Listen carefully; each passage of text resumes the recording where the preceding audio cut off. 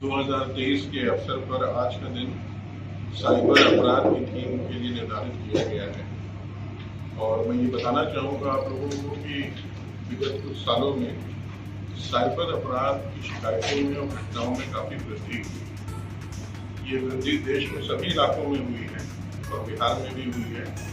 खासतौर से कोविड महामारी के बाद से जिसमें काफ़ी शिकायतों में बढ़ोतरी देखी गई है और राज्य के कुछ जिले ऐसे हैं जो साइबर हॉटस्पॉट्स के रूप में निकल के सामने आए हैं, जिसमें सर्वाधिक शिकायतें और कांड दर्ज हुए हैं।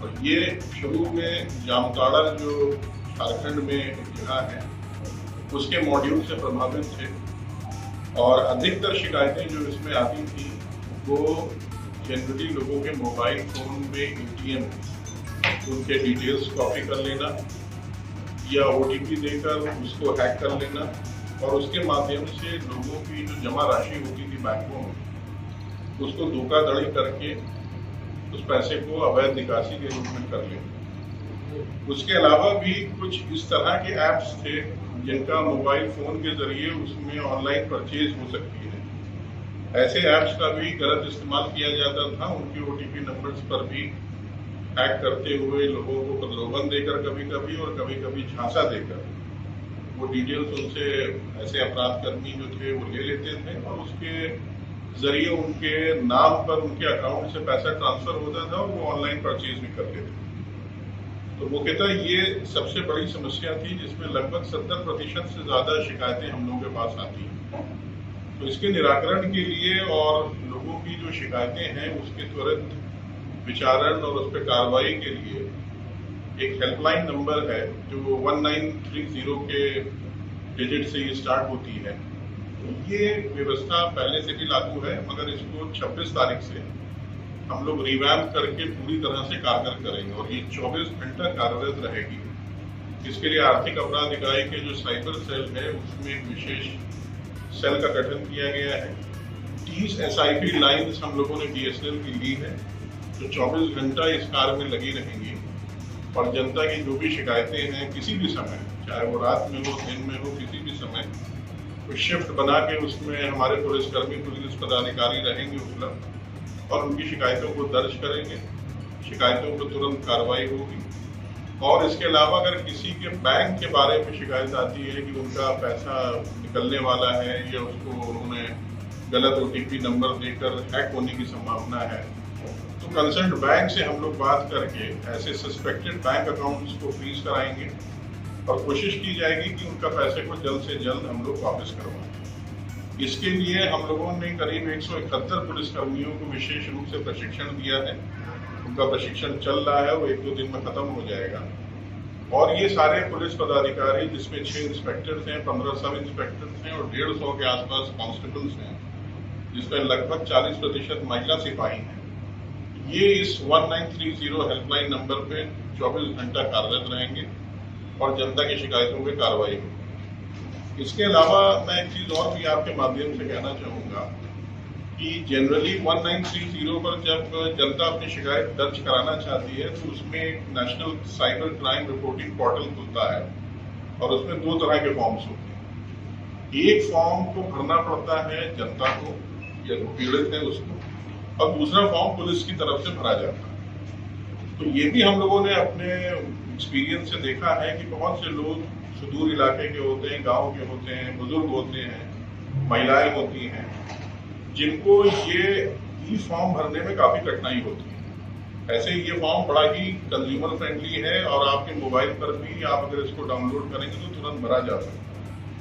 तो 1930 की जो हम लोगों ने हेल्पलाइन रखी है इसमें इसका भी ख्याल रखा है कि अगर किसी भी पीड़ित को इस फॉर्म को भरने में कठिनाई है तो उनके लिए हमारे पुलिसकर्मी उनकी तरफ से वो फॉर्म भरेंगे और फॉर्म भरने के बाद उसको वो जमा कर देंगे ऑनलाइन, उस पर वो ट्रांसफर हो जाएगा।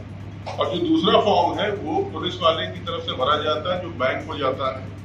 या मान लीजिए अगर कोई शिकायत आती है जिसमें चाइल्ड पोर्नोग्राफी की बात है, रेप या गैंग रेप की बात है तो उस पर भी कंसर्न थाने में केस करके या जो भी कार्रवाई उसमें त्वरित होती है वो कार्रवाई पुलिस के स्तर से की जाएगी।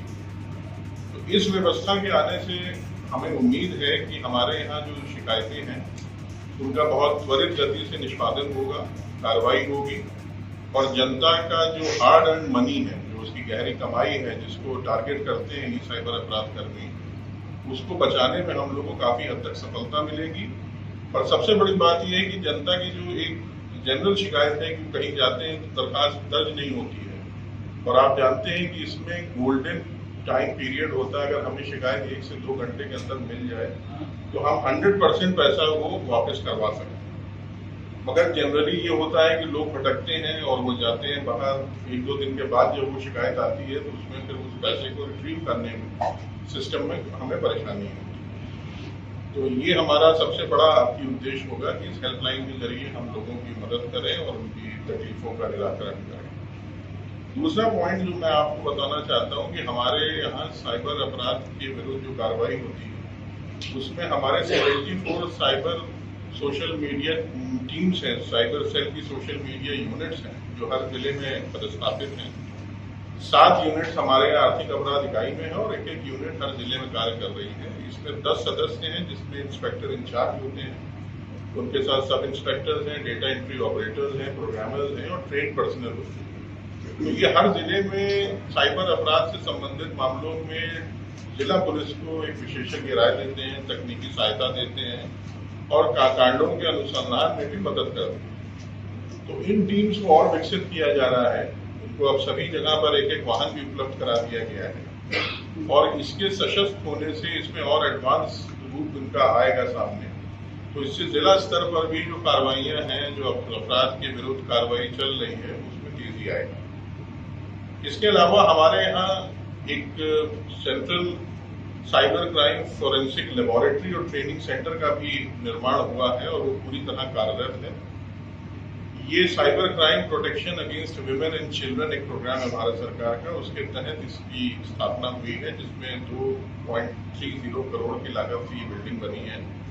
इसमें हार्डवेयर और सॉफ्टवेयर सारे हैं, टेक्नीशियंस हैं, एक्सपर्ट्स हैं और इनका बेसिकली काम होता है कि ये जो भी हमारे पास डिजिटल एविडेंस आती है, यानी अगर किसी जगह से कोई सीजर होता है या कोई टेक्निकल उनको स्पेसिफिकेशन चाहिए साइबर अपराध से जुड़ी चीजों का, उसकी जांच होती है और उसका तुरंत उनको जिला को या कंसर्न एजेंसी को हम लोग प्रोवाइड करते हैं। और साथ ही साथ ट्रेनिंग सेंटर के रूप में भी लोगों को ट्रेनिंग देने का काम ये सेंटर कर रहा है। अभी तक हम लोगों ने 651 थाना अध्यक्ष स्तर के पदाधिकारियों को ट्रेनिंग दी है, 1881 कुल पुलिस अफसरों को दिया गया है, 201 जुडिशियल ऑफिसर्स को ट्रेनिंग दी गई है और 190 के आसपास हम लोगों ने पब्लिक प्रोसिक्यूटर्स को ट्रेनिंग दी है। तो जिले में साइबर से रिलेटेड केसेस को देख रहे हैं, उनका विचारण में मदद कर रहे हैं। चौथा पॉइंट हमारा ये है कि आपने जनरली देखा होगा कि बहुत से लोग साइबर क्राइम या साइबर का गलत इस्तेमाल करके कंप्यूटर्स का, टेक्नोलॉजी का आपत्तिजनक या विवादित पोस्ट को कर देते हैं। इसमें जनरली वातावरण खराब हो जाता है, शांति व्यवस्था भंग होने की संभावना रहती है, आपसी उन्माद पैदा हो जाता है और इस प्रकार के ऑब्जेक्शनेबल और जितने भी कंटेंट्स हैं जिसमें आदमी को ये लगता है कि किसी के विरुद्ध कोई एक अभियान चलाकर विधि व्यवस्था की समस्या उत्पन्न करने का प्रयास हो रहा है, इस पर भी साइबर सेल काफी सजग है। अभी आपको याद होगा कि छपरा में हाल में ही घटना हुई जिसमें एक विवादित और आपत्तिजनक टिप्पणी होने से वहां पर तनाव हो गया था। उसमें हम लोगों ने 4 घंटे के अंदर उस विवादित पोस्ट को ट्विटर से डिलीट करवाया, दोषी व्यक्ति का पता करा गया, उसके डिटेल्स निकाले गए, उनके विरुद्ध FIR हुई है और आगे कानूनी कार्रवाई जिला पुलिस कर रही है। तो ऐसे जो भी व्यक्ति हैं जो सोशल मीडिया का दुरुपयोग करते हैं, विवादित, आपत्तिजनक या किसी भी तरह के ऑब्जेक्शनेबल पिक्चर्स, पोस्ट, फोटोग्राफ्स डालकर, उनके विरुद्ध भी बहुत सख्त कानूनी कार्रवाई करने का प्रावधान है और उसके लिए हम लोग सजग हैं। इसमें मैं आपकी तरफ से लोगों से अपील भी करूंगा कि आम जनता बिल्कुल भी इस प्रकार के र्यूमर्स पर और आपत्तिजनक पोस्ट पर ध्यान न दे। अगर उनको कभी भी ऐसा लगता है कि कोई व्यक्ति इस प्रकार के वर्गलाने का प्रयास कर रहा है, शांति व्यवस्था भंग करने के लिए विवादित और आपत्तिजनक पोस्ट, पिक्चर्स डाल रहा है, तो उसकी सूचना पुलिस को, उसके विरुद्ध कड़ी से कड़ी कार्रवाई होगी और इसमें कार्रवाइयां ऑलरेडी 2-3 जगह हम लोगों ने कर ली। और एक चीज और इम्पोर्टेंट है कि साइबर आम जनता के लिए ये सर्विसेज हैं। हमारी आर्थिक अपराध इकाई जो नोडल एजेंसी है, इसमें जनता को अवेयर करने के लिए भी हम लोगों ने, जागरूक करने के लिए भी बहुत व्यापक अभियान चलाया है। हम लोगों ने पोस्टर्स, बैनर्स के जरिए लोगों को अवगत कराया है कि किन किन चीज़ों से बचें, क्या डूज एंड डोंट्स हैं, उनको अपने प्राइवेसी डिटेल्स नहीं देना चाहिए, कभी OTP नंबर शेयर ना करें, कभी इस तरह के जो SMSs आते हैं या फ़ोन कॉल्स आते हैं, अगर उनको लग रहा है कि उनके किसी भी डिटेल, बैंक अकाउंट या उनके पर्सनल मैटर्स के बारे में कोई जानकारी लेना चाह रहा है तो उसको हरगिज़ ना दें। और ऐसे कोई भी सस्पिशियस कॉन्टैक्ट कम्युनिकेशन के बारे में तुरंत वो हमारे साइबर सेल को फ़ोन कर सकते हैं, हेल्पलाइन नंबर का इस्तेमाल कर सकते हैं, नेशनल पोर्टल पर लॉगिन कर सकते हैं, नहीं तो अपने सबसे नज़दीकी थाना को भी कवर कर सकते हैं, जिससे ऐसे व्यक्तियों के ऊपर हम लोग ससमय कार्रवाई करें। और यही मैं आश्वस्त करना चाहूँगा जनता को कि बिहार पुलिस दिवस के अवसर पर आज साइबर अपराध को हम लोगों ने मुख्य थीम रखा है और बिहार पुलिस और आर्थिक अपराध इकाई पूरी तरह सजग है। हम लोग अपनी तरफ से कोई प्रयास नहीं छोड़ेंगे कि जनता की शिकायतें, जनता की जो परेशानियां हैं साइबर के क्षेत्र में, उसमें उनको कोई उसका दुरुपयोग करके, उनको इस तरह से धोखाधड़ी करके उनकी हार्ड एंड मनी, उनकी गहरी कमाई को ले सके।